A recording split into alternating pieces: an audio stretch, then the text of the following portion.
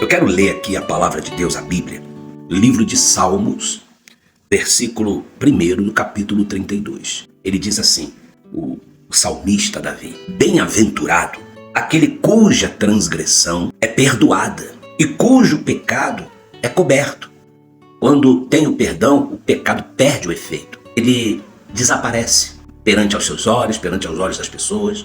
E ele diz assim, versículo 2, bem-aventurado, feliz, vitorioso é aquele a quem o Senhor não atribui iniquidades e em cujo espírito não há engano. Olha que coisa gloriosa, que situação especial. Aí Davi diz assim, enquanto calei os meus pecados, envelheceram os meus ossos, pelos meus constantes gemidos todo o dia. Então você percebe o seguinte, ele aqui está se referindo sobre o pecado não confessado. Não confessado. Davi, mesmo tendo o coração segundo o coração de Deus, ele caiu nessa cilada, nesse engano de querer encobrir o seu pecado, de querer se calar diante de Deus e não confessar. Enquanto ele não falou, ele não chegou diante de Deus e confessou aquilo que ele havia feito lá nas sacadas do seu palácio, você sabe muito bem, ele diz aqui que os ossos dele se secaram, ou seja, o corpo dele, físico e espiritual, estavam morrendo, dores tremendas. É o que acontece com as pessoas que não confessam os seus erros, as suas transgressões. Quando ele fala aqui que bem-aventurado é aquele cuja transgressão é perdoada, ou seja, a transgressão, quando você transgride a palavra de Deus, você o faz consciente. Transgressão é um pecado gravíssimo, de uma atitude consciente, sabendo que aquilo ali não agrada a Deus, mas a pessoa faz. Foi o caso de Davi. Mas mesmo assim, você veja que depois dele ter gritado, pedido socorro para Deus, ele voltou a ter a sua posição de bem-aventurado, de feliz, de vitorioso. Meu querido, qual é a razão que você está talvez gemendo, dores dia e noite? Não estou só falando de dores físicas, eu estou falando de dores espirituais. Depressão, essa síndrome do pânico, esse desespero, essa agonia, essa ansiedade exacerbada. Qual seria a razão disso?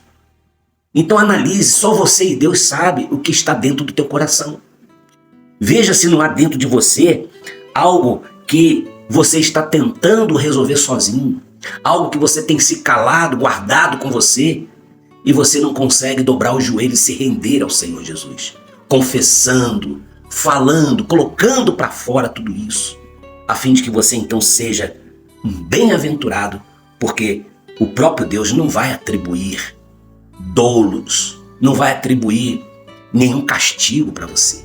Confie em Deus, confesse, diga, meu Deus, me perdoa, meu Pai, me ajuda, eu não quero voltar a ser desse jeito.